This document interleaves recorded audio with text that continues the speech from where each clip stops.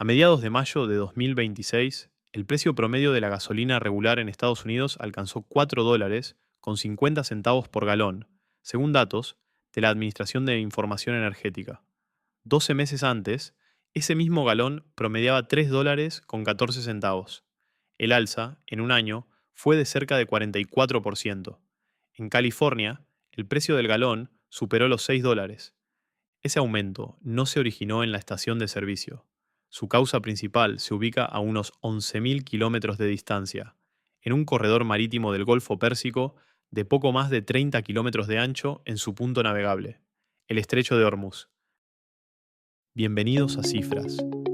Soy Mateo Rivas. En este programa tomamos las historias más relevantes del dinero y los mercados y las explicamos con rigor, sin exageración ni alarma, solo los números y lo que realmente nos están diciendo. Hoy seguimos una relación de causa y efecto, eslabón por eslabón, del estrecho al precio del barril a la inflación y de la inflación a las decisiones de la Reserva Federal. Conviene empezar por el lugar. El estrecho de Hormuz conecta el Golfo Pérsico con el resto del mundo. Es la principal salida marítima del petróleo de Arabia Saudita, Irak, Kuwait, los Emiratos Árabes Unidos e Irán. Por ese corredor circula, en condiciones normales, cerca de una quinta parte del petróleo que se comercia en el mundo, y una proporción similar del gas natural licuado, en su mayoría procedente de Qatar. En términos prácticos, aproximadamente 1 de cada 5 barriles transportados por vía marítima pasa por ese punto. A finales de febrero de 2026, un conflicto militar entre Estados Unidos e Israel, por un lado, e Irán, por el otro, llevó al cierre efectivo del estrecho. El tránsito de buques se redujo de forma drástica y los costos de aseguramiento del transporte aumentaron con fuerza. Como resultado, cerca de una quinta parte del suministro energético mundial quedó sujeta a incertidumbre. El mercado del petróleo opera con márgenes ajustados. No se requiere que desaparezca toda la oferta para que el precio suba. Basta con la amenaza creíble de que una parte podría interrumpirse. Los analistas denominan a ese sobreprecio prima de riesgo, el monto que el mercado paga por anticipado ante la incertidumbre. En los últimos meses, esa prima se mantuvo elevada. Conviene examinar el comportamiento del precio. Antes del conflicto, el barril de Brent, la referencia internacional, se cotizaba en niveles moderados. En las primeras semanas tras el cierre del estrecho, el Brent subió más de 36%, hasta acercarse a $119 por barril, su nivel más alto desde mediados de 2022, según información de mercado reportada por CNBC. El crudo de referencia estadounidense, el West Texas Intermediate, registró un avance de magnitud comparable. El movimiento reflejaba la expectativa de una escasez prolongada, no una reacción momentánea. En mayo, la tendencia se moderó. Surgieron reportes de un acuerdo preliminar entre Estados Unidos e Irán para extender un alto el fuego por 60 días y eventualmente reabrir el estrecho. El Brent cerró el mes con una caída cercana al 19%, su mayor descenso mensual desde la pandemia de 2020, y llegó a ubicarse alrededor de $92. Conviene ser preciso sobre el momento en que se redacta este episodio. Al cierre de este guión, el 1 de junio de 2026, esa moderación se revirtió. Medios afiliados al Estado iraní reportaron que Teherán suspendía los canales diplomáticos con Washington y avanzaba nuevamente hacia el bloqueo total del estrecho de Hormuz. El precio del petróleo reaccionó en cuestión de horas. El crudo estadounidense subió cerca de 8% hasta aproximarse a $93 y el Brent avanzó más de 6%, por encima de $95. La sucesión de alzas y caídas en pocas semanas ilustra el grado de incertidumbre que rodea a este mercado.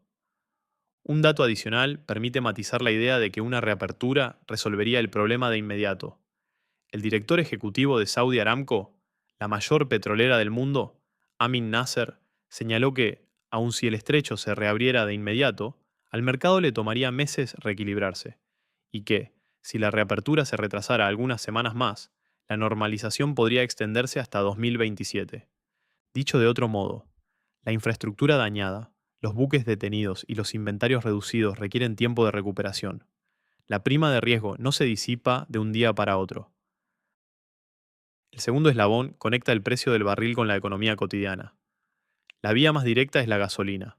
La Administración de Información Energética de Estados Unidos indica que el precio del crudo es el factor de mayor peso en lo que el consumidor paga en la estación de servicio. En la última década, el costo del petróleo representó, en promedio, más de la mitad del precio final del galón.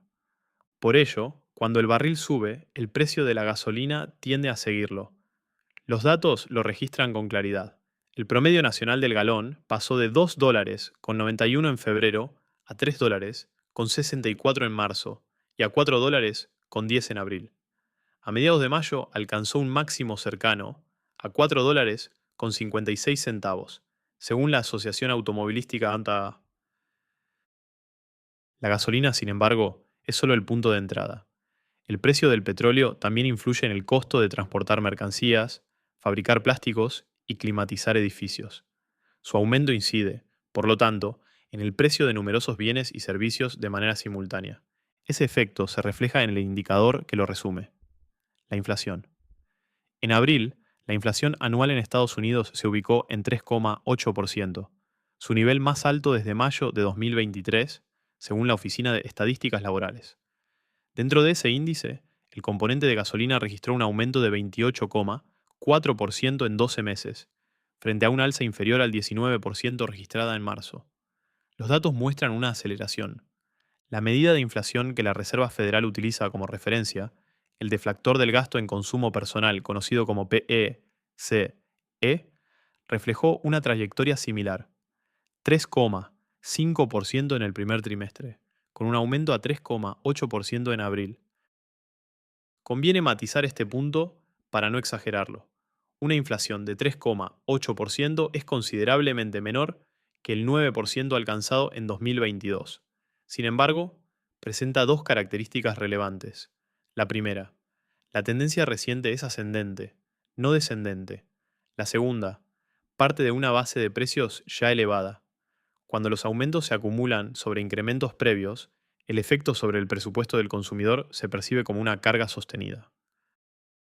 El tercer eslabón corresponde a la Reserva Federal, el Banco Central de Estados Unidos.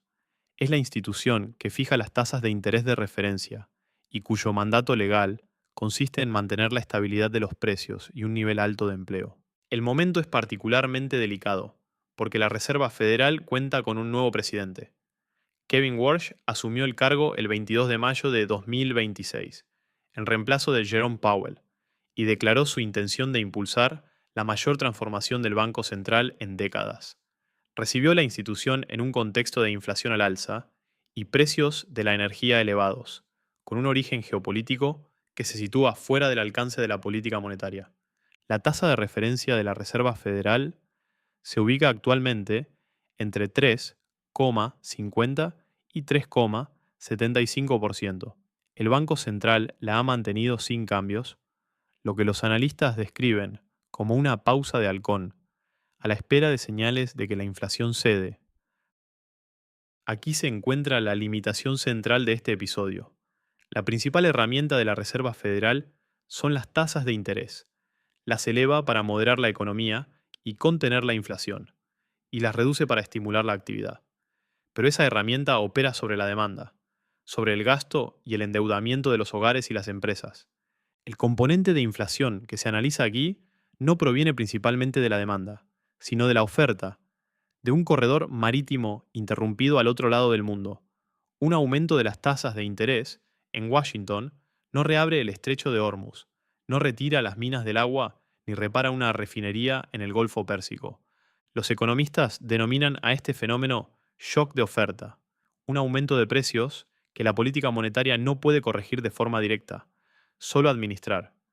La Reserva Federal puede moderar el resto de la economía para compensarlo, pero a costa de frenar el crecimiento y el empleo. Se trata de un equilibrio difícil entre dos objetivos. Por esa razón, las expectativas del mercado se han ajustado.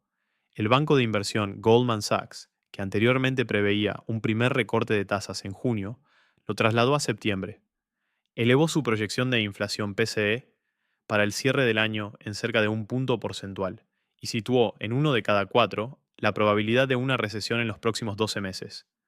El calendario próximo ofrece referencias concretas. El dato de inflación de mayo se publica el 10 de junio y la Reserva Federal celebra su reunión de política monetaria los días 16 y 17 de junio, la primera bajo la gestión de Warsh.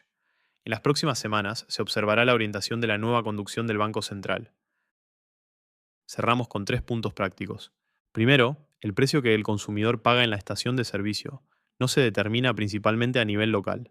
Se establece, en buena parte, en el mercado global del crudo, que responde a acontecimientos geopolíticos distantes.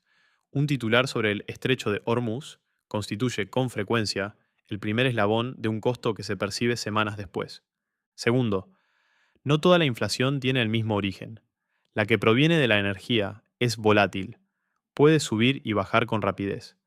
Por ello, los economistas observan también la inflación subyacente, que excluye energía y alimentos, para distinguir una variación transitoria de una presión de fondo. Ante un dato de inflación, conviene preguntar qué proporción corresponde al precio del petróleo. Tercero, la Reserva Federal opera con límites. Sus tasas de interés actúan sobre la demanda, no sobre la oferta. Frente a un shock de energía, su margen de maniobra es estrecho, y cada decisión implica un equilibrio entre contener los precios y preservar el empleo. Reconocer ese límite permite interpretar sus decisiones sin atribuirle capacidades que no posee. En síntesis, la cadena es directa. El cierre del estrecho de Hormuz eleva la prima de riesgo. Esa prima incrementa el precio del barril. El barril influye en el precio de la gasolina. La gasolina contribuye a la inflación. Y la inflación condiciona las decisiones de una Reserva Federal cuya principal herramienta no fue diseñada para responder a un shock de oferta.